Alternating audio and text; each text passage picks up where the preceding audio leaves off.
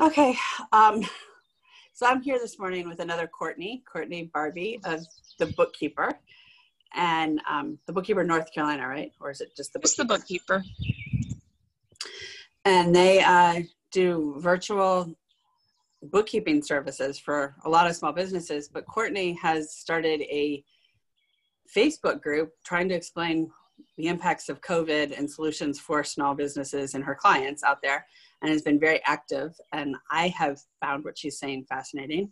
And so I wanted to talk to her a little bit, because I think this affects not only small business owners, but also everyday run-of-the-mill people who are looking at lost paychecks or have to pay mortgages and student loans. And there's just a lot of different things out there that we're all going to have to deal with. So that's kind of where I was. I want to talk to her about it. And so what are your clients facing right now, or talking to you most about right now? So most of my clients right now are going for either SBA EIDLs, the Economic Injury Disaster Loans, or SBA Express, which is about a 36-hour turnaround. And under the CARES Act, the limit on that has been raised from $350,000 to $1 million through the end of this year. Big jump, right? And what people are trying to do is get a quick infusion of cash, because they've been forced to close or because their business has substantially slowed down. And, what they want, what the government wants, is to keep people employed.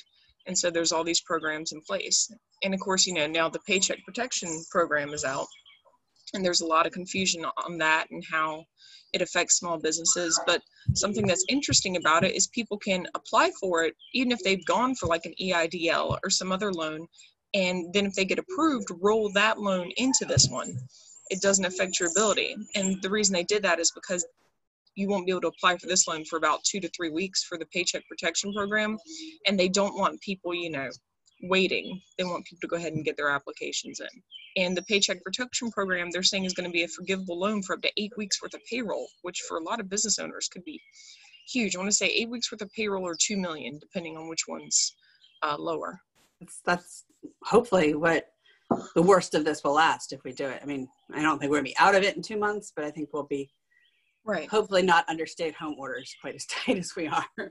Yeah, if nothing else, it gives people time to pivot and adjust their business models. And again, without having to lay people off. And even if you have laid people off, here's something that's interesting. If you hire back up to those staffing levels by June 1st.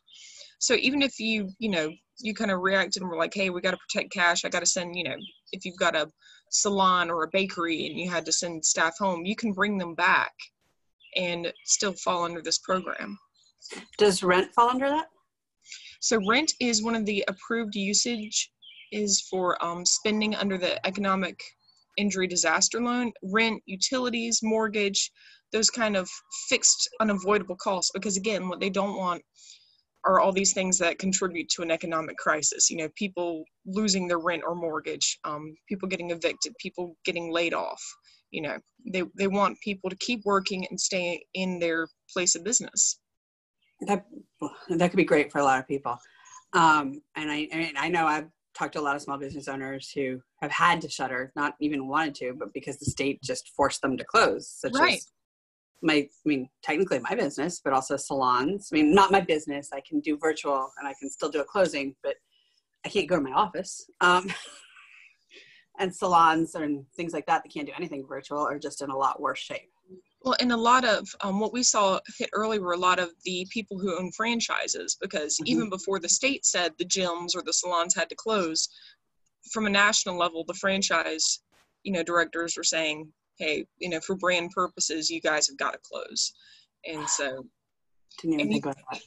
Yeah, and you think of also anything affiliated with the special events industry. We've got people who do large scale catering.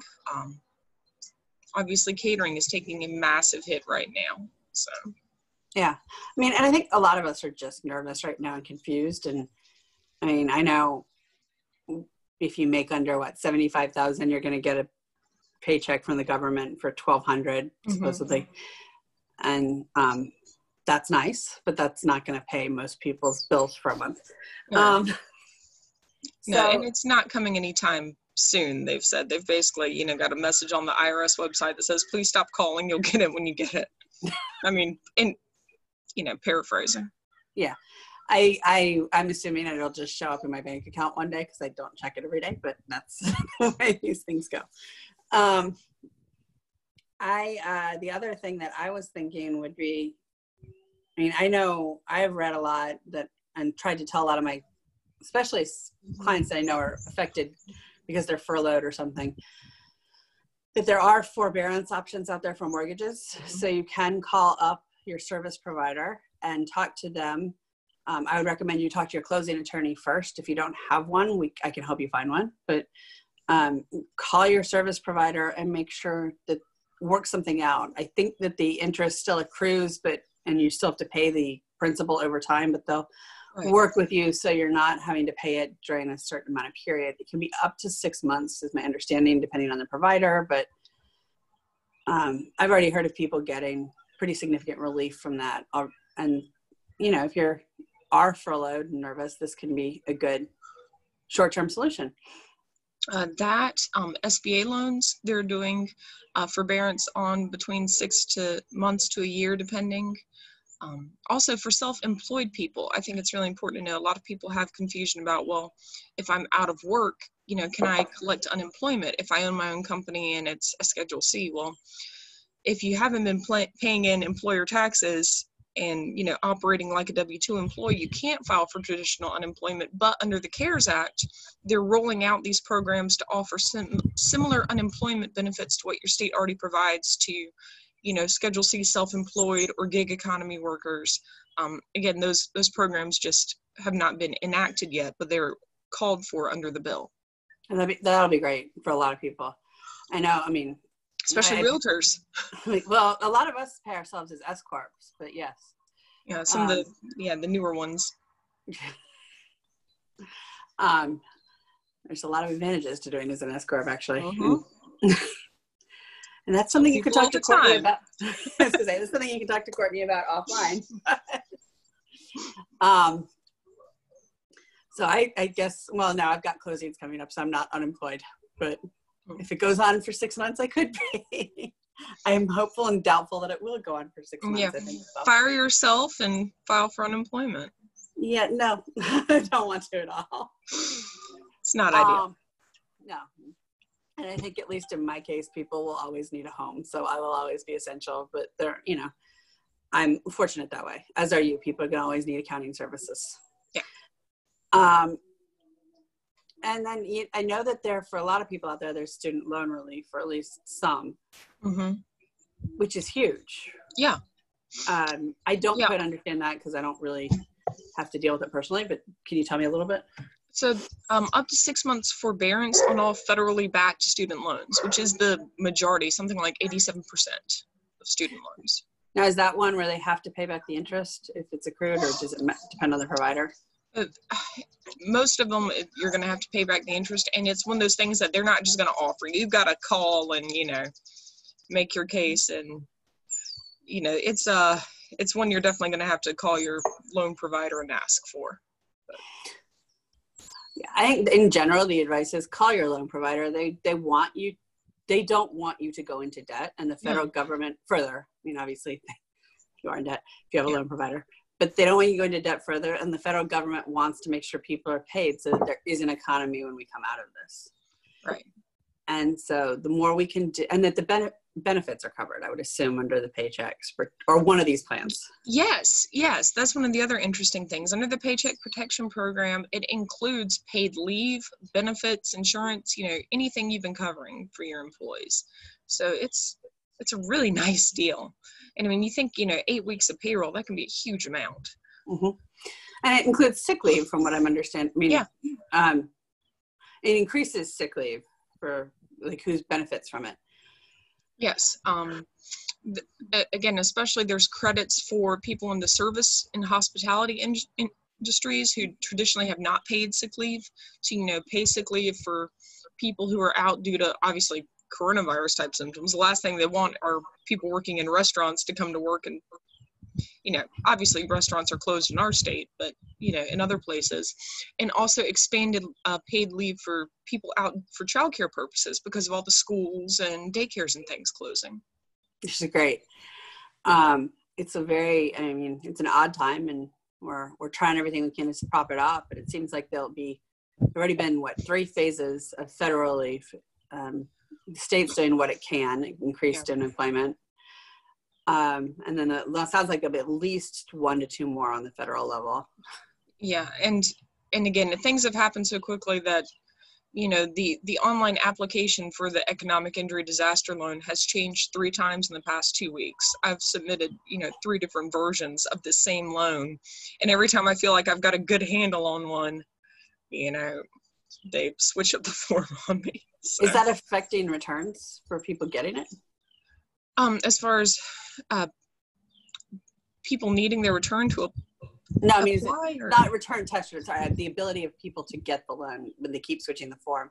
Do you have to apply each time again with a new person, or? No. The application you've submitted is good. It's just that the system itself has, you know, taken on 3 very different iterations, and I just feel like, you know, at one point, like we had talked about, I switched my sleep schedule to try to be awake between 7 p.m. and 7 a.m., which is when the system, they said to sign on so it wouldn't crash. And then they were like, no, just download these forms and upload them. And now it's this kind of weird, like, slideshow type radio button system. It's a whole new thing. So it's only affecting people like me who are applying for a ton of SBA loans for clients. And how fast are your clients seeing these? So we are getting, they said it was going to be a 7-day turnaround, and that is not true. We're getting, you know, responses within 7 days, and a lot of the responses are along the lines of, okay, we're reviewing this, or, hey, did you know you can go ahead and apply for the Paycheck Protection Program while this is under review and it won't affect. You know, they're really, now that the CARES Act has passed, pushing people to be planning on that Paycheck Protection Program. Which makes sense. I mean, it's a good deal for a lot of people out there.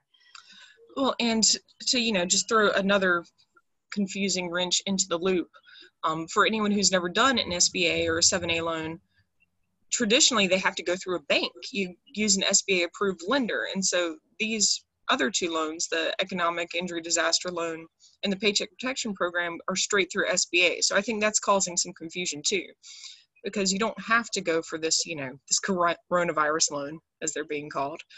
You know, you can still go the traditional route for like an SBA 7A or an SBA Express through a trusted SBA banker. So, but then that takes you in a whole different direction from this application. So it's just a little confusing. Of course it is. Why make it easy? It's fun though. It's really interesting stuff. It is, I'm sure. I mean, it is for me to read about, and it's kind of nice to see things happen quickly in response to a true emergency, and be out there for people quickly. Yeah, well, and it's like I'm trying to read through a little bit of the bill each day and just, you know, give updates on it, because the bill is so massive that, you know, to really digest a section at a time, you kind of have to sit, and of course then it links back to other provisions and prior bills, and you got to read here. And so it's been kind of a fun research project. Say it's like going to law school. I love business law. Like, obviously I'm not an attorney, you know, never did anything but took a few classes while I was in school, but I think business law is fascinating. So I think law in general is just fascinating. I did notice, I haven't read this bill, it's 1,000 something pages, but I did notice when I was reading summaries that a lot of the major news reports had said section by section to different reporters so that they could get the whole bill summarized. Yeah. Which makes sense. Yeah. I mean, well, and, you know, and like I was talking about the other day, there are going to be technical errors. Anytime you push a bill out this quickly, you know, there's going to be inconsistencies or things that require clarification. So we've got to keep an eye out for memos from, you know, Department of Commerce and IRS and all those places in the coming weeks where they kind of clarify some things. Yeah, absolutely. And for new and additional bills, and the effect this will have, because it does give money to the states for unemployment relief extra. So, I mean, the state effect it'll have on that. I guess that would be the last thing I would mention, because it's not going to fix it for every employee. Not every employer is going to go through. Right. My friends that are furloughed, depending on in franchises, might still be furloughed. People might not apply for things. And I would say state unemployment's great. And there's now a little bit of federal unemployment as well, which is new and different. And we'll see how it's administered. That's always the question. But the state unemployment site the DOR is having trouble, and they are hiring to try to fix the fact that they're having trouble. So, have you had to help people deal yet with going through the unemployment with the DOR, or is that more of the? So we've directed people to it. Traditionally, our experience with DOR is, not on the employee side. When we're calling DOR, we're addressing employer or sales tax type questions. All that fun stuff. Yep. Yeah. And again, I just, see the headlines that are basically, call centers are blocked. Don't try to call, try to do everything online. And of course, that's going to be very burdensome for the people who, don't have the technological skills or access. And, libraries are closed. Mm-hmm. So it's going to be just a massive challenge for a lot of people to apply for unemployment who need it. And I hope there's some, kind of plans in place to address that, because all the funding in the world isn't going to help if the right people can't get access to it. Right. So there are a number of very good nonprofits and charities who are continuing to operate in a more virtual space and help people out. So I think, that's important to know. If you don't mind me plugging Jobs for Life, I'm a fan of that organization. Jobs for Life is continuing to operate. They are an international Raleigh-based program to help people who are struggling with unemployment or things like that. And, I'd say if you're struggling with filing, to reach out to them. That, again, a good hub of accessible resources for maybe people who are having a hard time, dealing with DOR and these other things. And I would say, some nonprofits do qualify under these acts. So, so that can be very important for them to know as well. Where was I going with that? Yeah, that's a new thing too, that it's good for nonprofits, the EIDL. Yeah, which is huge. I would also plug, besides the nonprofit, there are a lot of resources within the community, and at least in Durham, and I'm sure in Raleigh, we're seeing a lot of people wanting to help out the restaurants and wanting to help out each other. And in the long run, that's going to be hopefully the thing that we all take away from this, is that people want to help each other out and want to create a community, even if we have to be alone together, as I think they're saying. Right. The hashtag. Yeah, I know Garner and Fuquay Chambers have both put together relief programs. The bill gives additional funding to small business development centers. There's a number of things in place. So, and just a plug for Courtney and her business. They do accounting for pretty much like mid-sized companies all over the country, not just here in the Triangle area. A lot of them are tech-based, or at least the ones that Courtney works with are tech and science-based, but I'm sure they do a little bit of everything, because that's the way accounting works. Yep. And Courtney is the person who reminded me recently of how great Parks and Rec is to work with, because it's just perfect in the background. Best show ever. I want to thank her for that. I agree. It's everyone's talking about The Office all the time, and this is just much flat out funnier. And nicer. Personal taste. Yeah, I'm too soft for The Office. So is there anything else that you would want people to know, or a recommendation you have for streaming or entertainment while people are all stuck at home with their children and working and going a little nuts? Well, my kids aren't little. They're about to be 11 and 7, but Hulu has every season of Buffy and Angel on there. And, if you've got kids, because the monster effects are pretty dated, it's not too scary. They get a huge kick out of my 7-year-old son was pretending to be Buffy the other night and trying to jump around the living room and fight vampires. And again, between those two shows, that's 12 seasons, so it should keep you pretty that's a long time. Keep you in TV for a while. Yeah, my whole family's been watching this and talking very highly about this Icelandic show on Amazon. Yeah, I know. Called Trapped. and everyone's raving about it and loving it. And I like to needlepoint when I'm watching TV.